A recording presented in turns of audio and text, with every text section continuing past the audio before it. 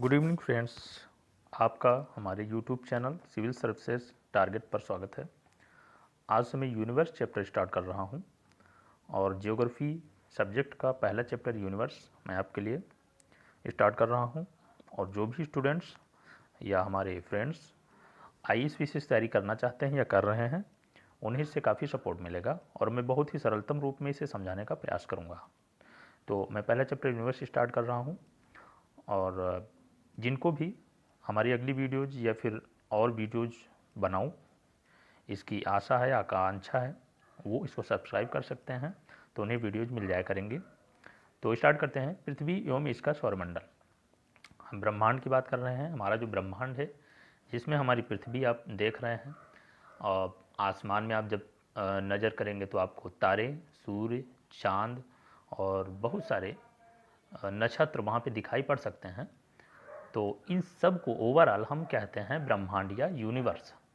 अब इस यूनिवर्स में हम एक एक करके सबको डिफाइन करते हैं। तो पहले जो हमारी पृथ्वी है, योम इसका जो सौरमंडल है, जिसमें हमारा सूर्य, हमारी पृथ्वी और अन्य 7 ग्रह एवं कुछ उपग्रह हैं, इनको मिला करके ये हमारा सौरमंडल बना है।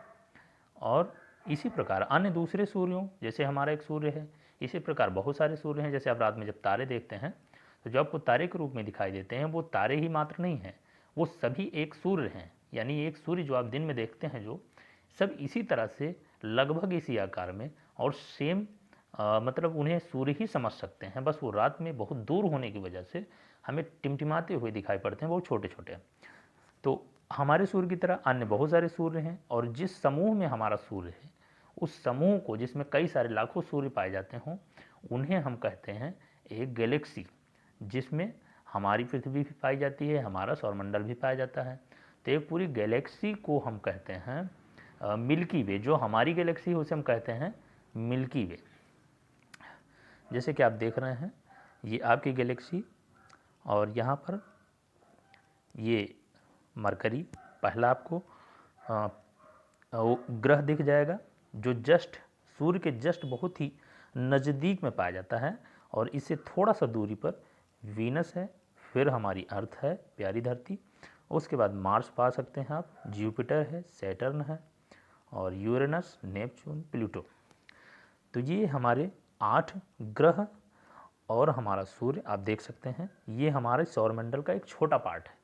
यानी ये हमारा सौरमंडल, जिसमें हमारी पृथ्वी पाई जाती है, वो इसी प्रकार से बहुत सारे सौरमंडल, इसी तरह से जैसे कि एक सूर्य है, ये 8 ग्रह हैं, और इसी तरह से लाखों सूर्य और उनके आसपास कई सारे ग्रह या जो भी उपग्रह या फिर क्षुद्र ग्रह जो भी उनके पास होंगे, या जहाँ तक जो साइंस खोज सका है, अभी तक तो ज़्यादा नॉलेज नहीं है, लेकिन जो भी खोज रहा है, वैज्ञानिकों को भी बहुत अधिक नहीं पता है कि वहाँ पर क्या क्या पाया जाता है। तो इस प्रकार से हम अनुमान लगा सकते हैं कि जैसे हमारा एक सूर्य है, इसी प्रकार से बहुत सारे सूर्य जो एक समूह में पाए जाते हैं, इन्हें हम कहते हैं गैलेक्सी। और अपनी गैलेक्सी को, जिसमें हमारा सूर्य पाया जाता है, उसे हम कहते हैं मिल्की वे। तो इसी तरह से अब हम देखते हैं हमारी आकाशगंगा जैसी असंख्य आकाशगंगाएँ। अब ये तो हमारी आकाशगंगा हो गई, हमारी गैलेक्सी हो गई, इसी तरह असंख्य, जिसे हम गिन नहीं सकती, इतनी आकाशगंगाएँ हैं इस अंतरिक्ष में अवस्थित हैं। ये आकाशगंगा प्लाज्मा युक्त अत्यंत विस्तारित निहारिकाओं से बनी हुई हैं। तो असंख्य आकाशगंगाएं पाई जाती हैं। आप सोच सकते हैं कि हमारी पृथ्वी कितना छोटा तिनका है यहाँ पर, यानी जो ब्रह्मांड है उसमें हमारी पृथ्वी मात्र तिनका भर है, बहुत छोटा पार्ट है। फिर भी हमारी प्यारी धरती जिस पर हम रहते हैं, इस पर हमें गर्व है।